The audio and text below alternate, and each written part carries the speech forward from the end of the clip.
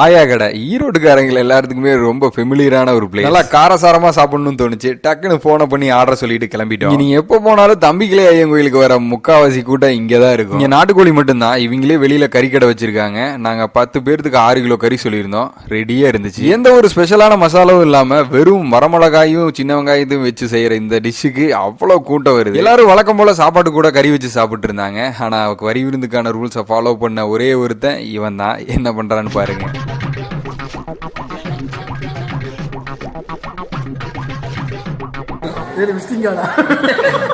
ரெண்டு bucket 6 kilo கறி அரை மணி நேரம் சிறப்பான விருந்து. மெயின் டிஷ் முடிஞ்சதும் நெக்ஸ்ட் கருவாட்டு குழம்பு, தாளிச்ச தயிர், முட்டை பொரியல். என்ன இன்னைக்கு இவ்வளவு கம்மியா சாப்பிட்டுருக்க? உடம்புக்கு சரியில்லையாமா? ஐஸ்கிரீமோட பினிஷிங் முடிச்சிட்டு வீட்டுக்கு போனா என்ன பேசி